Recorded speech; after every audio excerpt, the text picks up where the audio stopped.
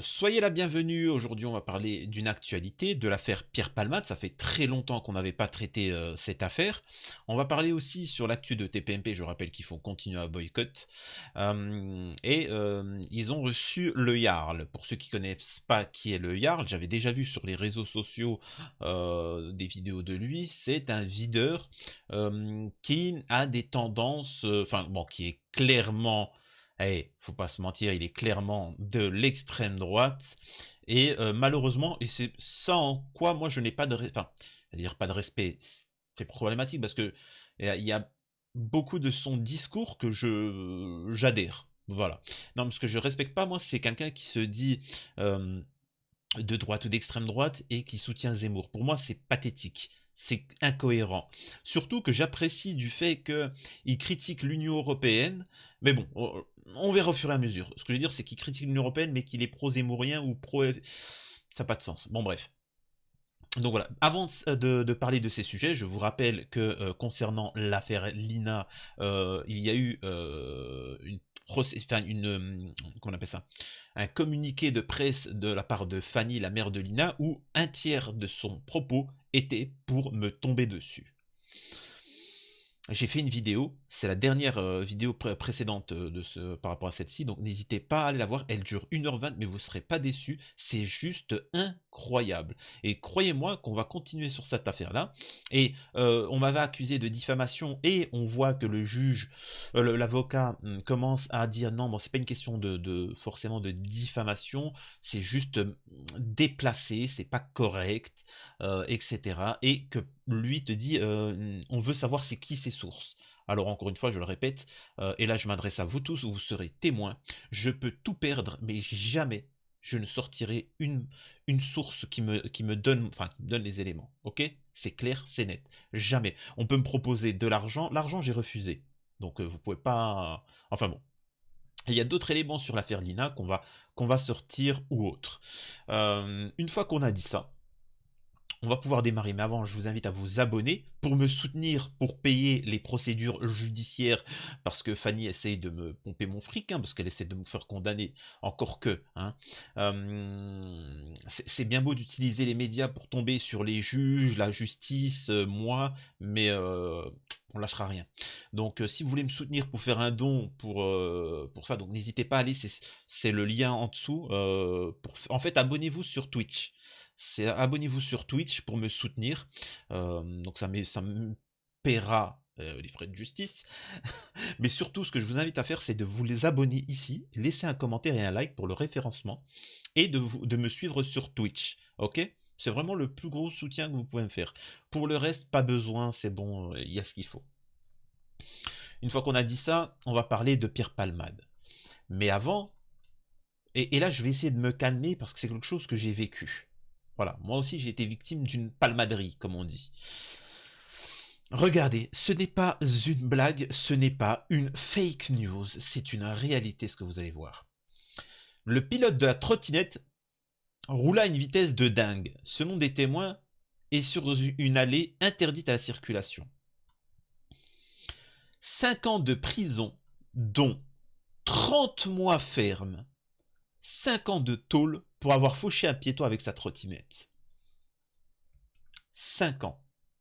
Et moi, je vous l'ai dit, la personne qui m'a explosé tout le corps, hein, j'ai eu l'épaule fracassée, la jambe, le pouce que je peux presque plus utiliser, le nez il est fracturé, il est cassé, hein, il a été déformé, troubles neuro, enfin la totale quoi, vraiment, j'étais déglingué, hein, j'étais à ça c'était vraiment hardcore. Et j'aurais des séquelles à vie. Donc voilà. Euh, Qu'est-ce que je voulais dire?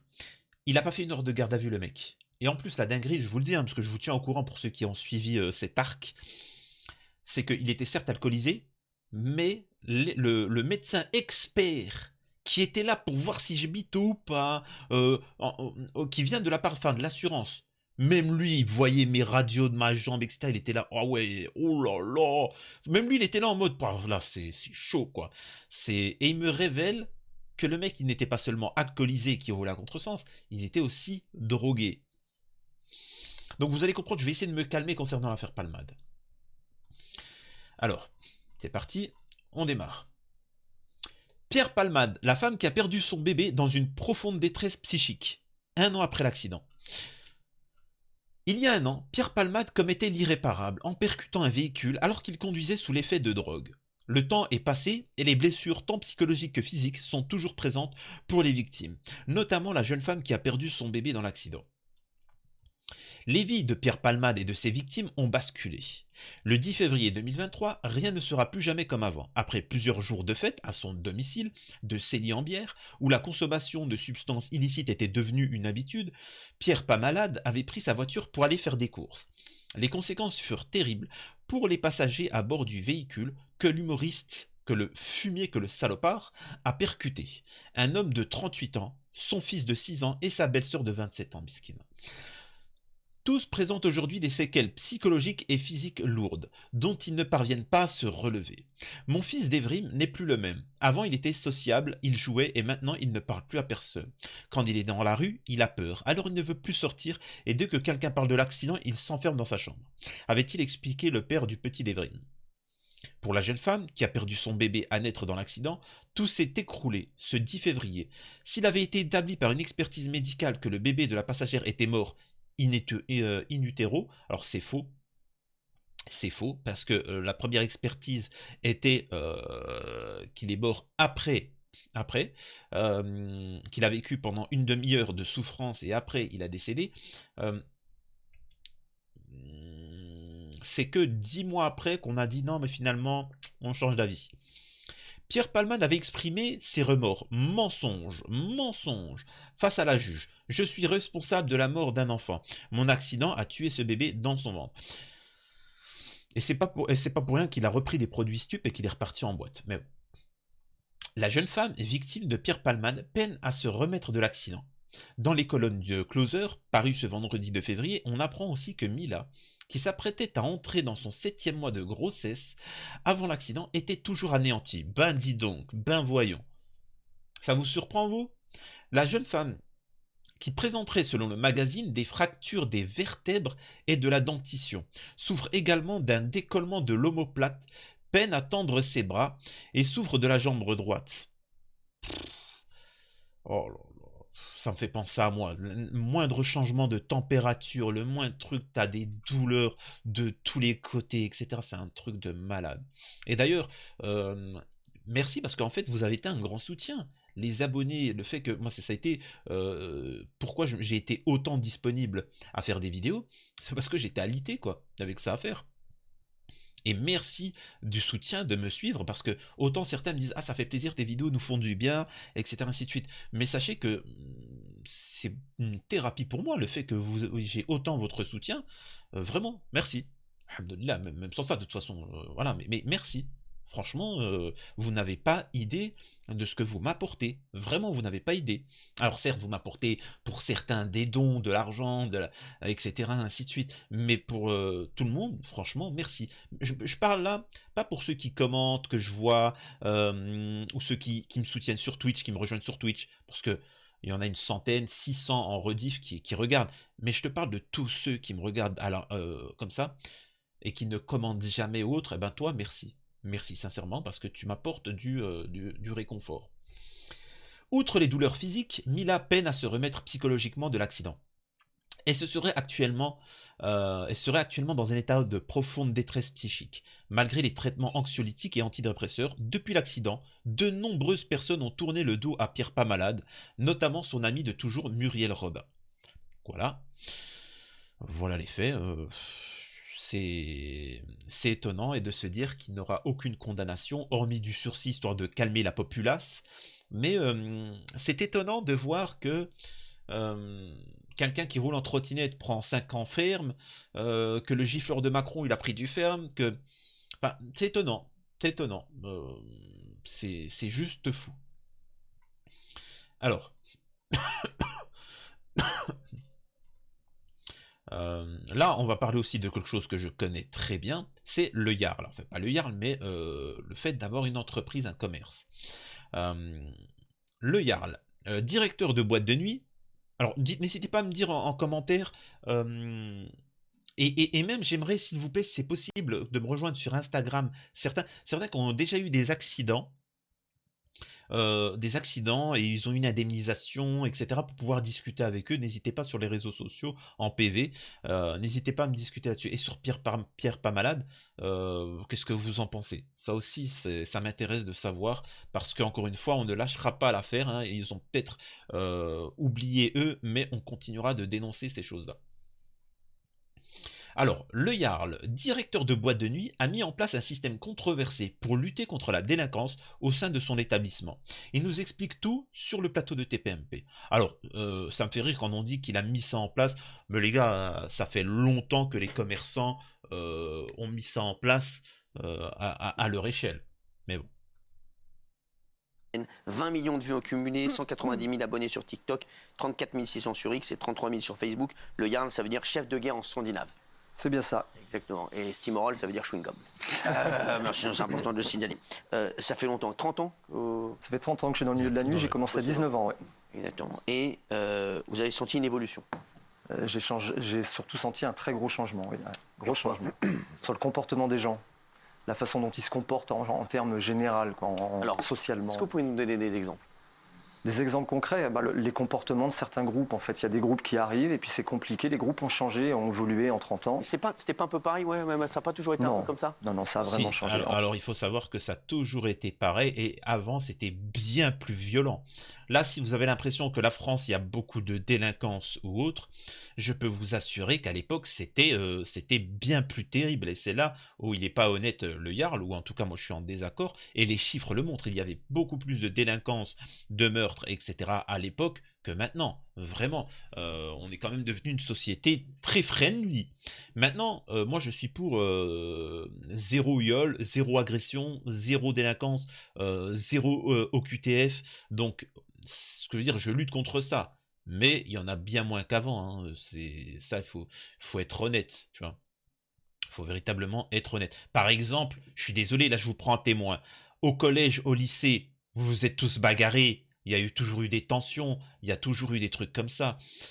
Là, le moindre agression dans un lycée ou autre, ça fait la une. Ça passe sur TPMP ou autre. Alors qu'à l'époque, tout le monde s'en battait les yucks. Tu vois ce que je veux dire?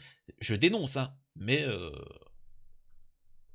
En fait, ce qui a vraiment changé, c'est la forme de la violence, qui est devenue, je le dis tout le temps, mais c'est l'extrême violence. Ouais. On a toujours eu des bagarres en discothèque, tout le temps. Ça. À 30 ans, on a toujours eu des bagarres. Un de mes films préférés, c'est Roadhouse. Ah oui, Dalton. Sur TPMP, n'empêche, ils invitent que ceux qui ont une influence dite d'extrême droite. Et là où le Jarl, c'est compliqué de le soutenir, c'est qu'il est vraiment suivi par une frange, pas d'extrême droite, mais vraiment d'ultra droite.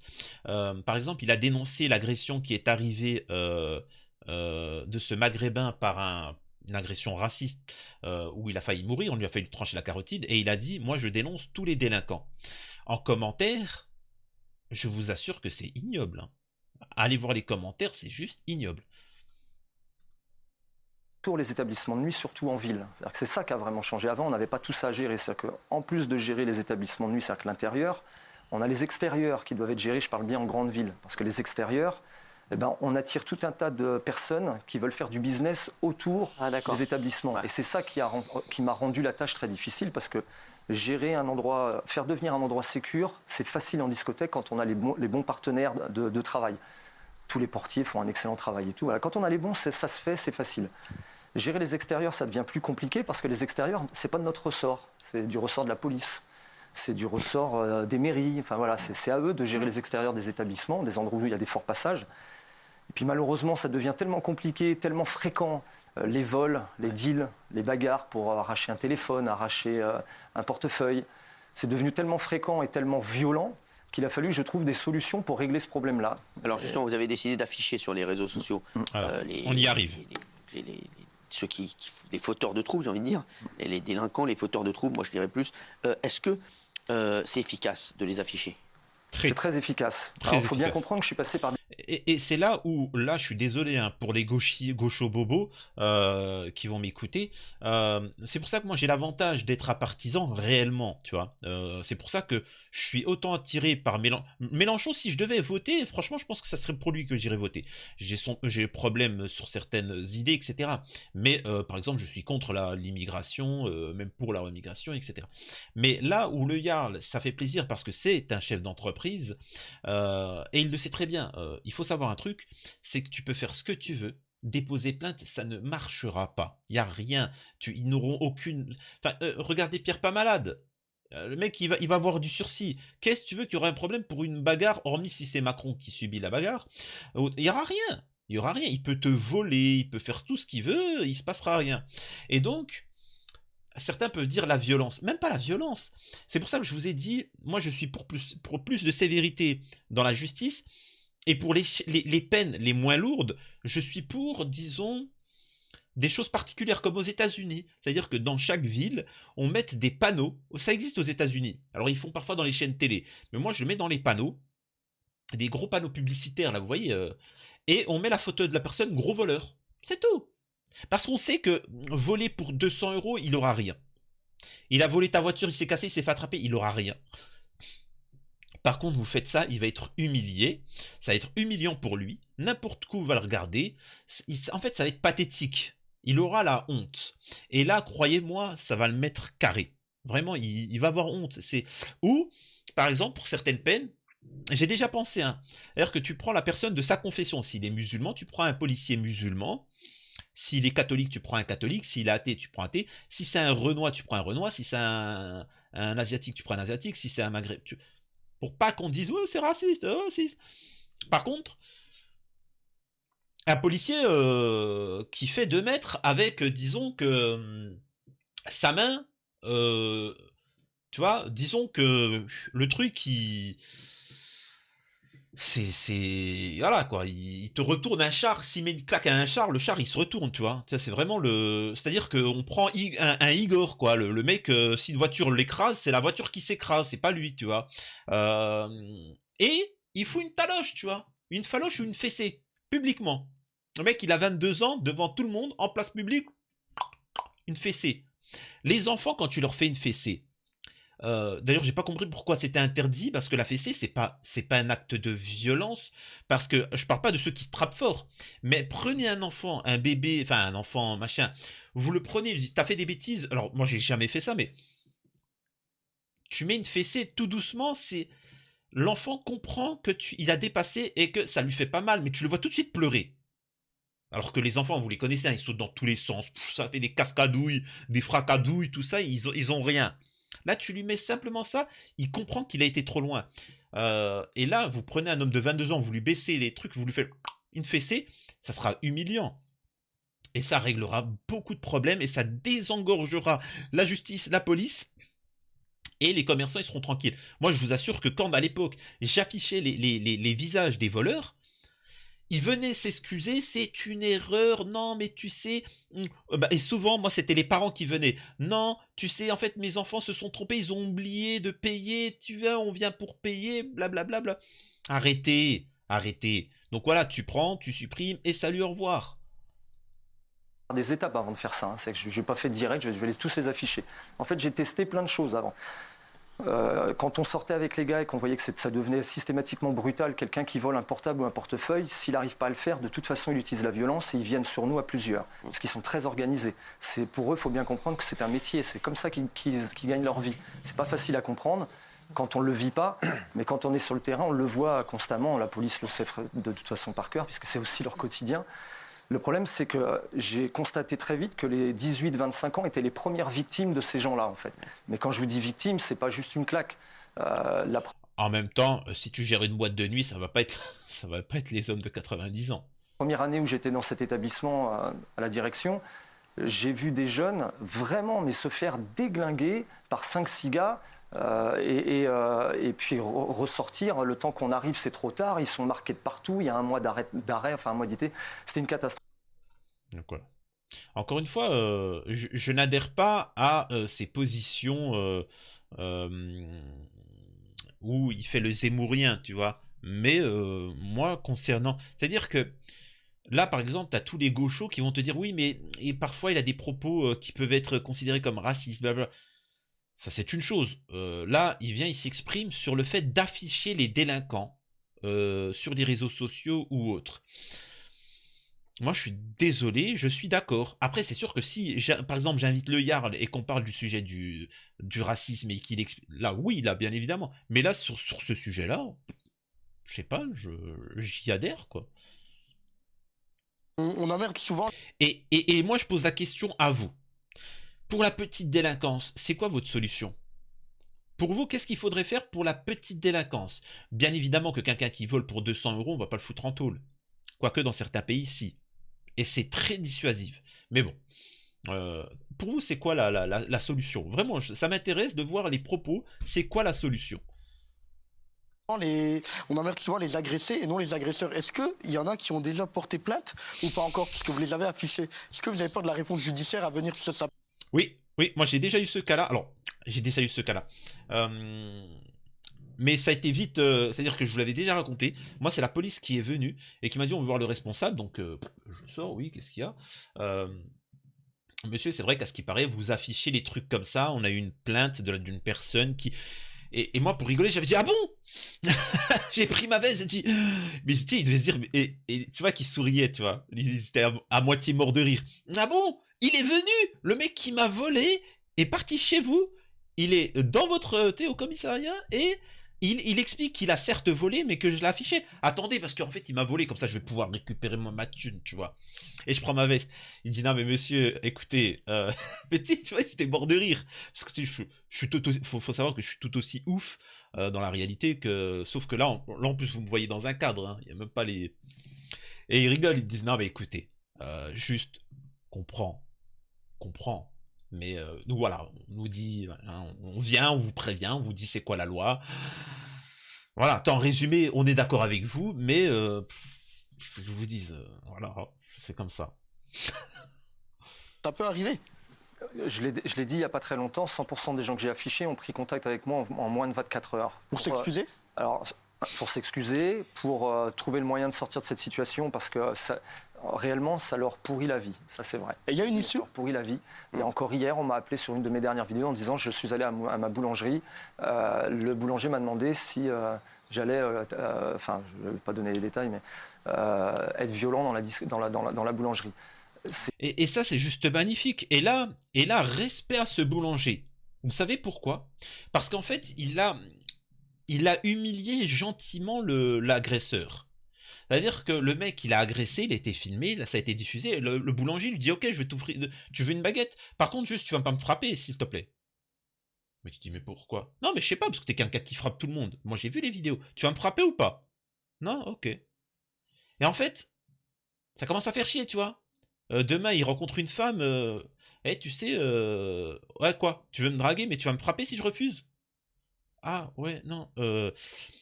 Ok, il veut passer un concours. Ah, mais tu vas me frapper si je... Tu vois, en fait, au bout d'un moment, tu lui montres que t'es que ça, tu vois. Et normalement, l'humiliation, la honte, doit le faire revenir et s'excuser. S'excuser, je m'excuse de m'être emporté, voilà. Et c'est tout. C'est terrible, je sais, mais ce gars-là, on n'avait ni son nom ni son prénom. Je l'ai eu. Je l'ai eu, voilà. Et on vous menace pas? Jamais? C'est 30 ans de ma vie, des menaces. Ça me fait absolument on rien. a l'habitude. Je me balade n'importe où dans Rennes. Contrairement à ce que Gilles dit, les Maghrébins me serrent la main, ils me prennent en photo avec eux. Enfin, bon, et tant mieux, les Maghrébins qui se tiennent bien, je les adore. Les Blancs qui se tiennent bien, je les adore. Mais parce qu'en fait, il a dit qu'il parlait des Maghrébins. Il disait les Maghrébins. C'est quand même Est-ce que celui je suis coach de MMA. de menace, il a pas parlé de Maghrébins. J'ai tout le monde, en fait, quoi. C'est incroyable. Voilà. Encore une fois, voilà, on essaie de... Bon, même s'il surfe, enfin, faut pas être débile, le Jarl, il gratte quand même un petit peu, on sait très bien qu'il écorche machin, et surtout que j'ai pas aimé quand il a dit c'est anthropologique. Ça voudrait dire que c'est intrinsèque à telle origine ou autre. Est-ce qu'on parle des blousons noirs? Le Jarl, est-ce qu'on doit parler des blousons noirs? La délinquance, alors qu'il n'y avait aucun arabe en France. Et pourtant, les populations italiennes en France qui venaient foutaient la merde. Mais c'est en fait, c'est surtout les classes. Vous voyez bien que les personnes d'origine maghrébine, et c'est là où il se trompe le Jarl, il y a très peu de délinquance d'origine maghrébine. Parce que les Maghrébins, ils se sont implantés, ils sont médecins, ingénieurs, ils sont tous maintenant. Il y a une classe moyenne maghrébine. C'est fini, il n'y a plus de délinquance. Maintenant, il y a une délinquance des pays du Moyen-Orient, des Irakiens, des machins, des trucs qui viennent de là, tu vois ce que je veux dire? Ça n'a plus, c'est une autre immigration. Et vous verrez d'ailleurs que eux sont, ils foutent la merde et ils agressent même les personnes maghrébines parce qu'ils considèrent ça comme des. Enfin, vous voyez ce que je veux dire? C'est tout le temps la basse classe de la société qui est où il y a du trafic, où il y a de la délinquance, où il y a de tout ça. Et voilà, c'est malheureux, mais ça c'est un fait. Donc c'est pas intrinsèque. C'est pas intrinsèque à une origine. Surtout toi qui te vantes d'être un Jarl. Hein, toi qui choisis le terme Jarl. Si tu connais un petit peu l'histoire, tu sauras que niveau barbarie, niveau sauvagerie, niveau respect des... Enfin, c'est quand même autrement plus... c'est particulier. Par exemple, pourquoi les vandales? Pourquoi on dit vandaliser un magasin? Bah parce que c'était des vandales, c'était des nordiques qui ont déglingué l'Europe et qui ont appelé ça, c'est pour ça que le terme est resté de ce peuple-là, vandalisé. Il a vandalisé mon magasin, machin, parce qu'ils ont déglingué l'Europe. Ils sont arrivés en Numidie, en Algérie, et ils se sont implantés là. Voilà. Et ils ont vécu, le peuple du Nord et s'est implanté. Voilà, donc en résumé, voilà, encore une fois, c'est du blabla sur TPMP. C'est dommage parce que ils avaient fait aussi comment on appelle ça? Le témoignage de l'autre là, dans la voie. Ah voilà, vas-y, il est là. Voilà, c'est lui. Là, c'est, comment il s'appelle? Mustapha. Mustapha, qui a été le chauffeur de taxi pris en otage par le terreau de Strasbourg, qui nous raconte sa conversation glaçante avec ce dernier. C'est juste incroyable. Hein. C'est juste incroyable. Mais bon, peut-être ça sera le cas d'une prochaine vidéo. Je vois qu'il est 27. Ça fait 27 minutes, sachant que j'ai fait une vidéo d'1h20 auparavant. Donc je vous invite absolument à voir la vidéo d'1h20 sur l'affaire Lina. Et de me dire ce que vous en pensez sur l'affaire Palmade et celle-ci. À la prochaine, c'était Samir TPMY ou Samir refait l'actu.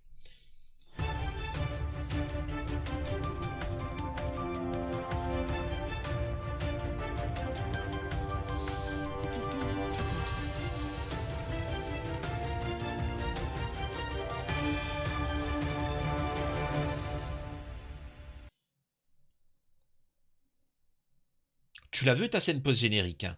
Tu l'as vu ta scène post-générique? Bah tu l'auras pas. Voilà, tu l'auras pas, je fais ce que je veux. Tant que tu ne seras pas abonné, oui, toi, tant que tu ne seras pas abonné, que tu n'auras pas laissé un commentaire et un like et que tu m'auras pas rejoint sur Twitch, je ne te ferai plus de scène post-générique. C'est comme ça, Billy.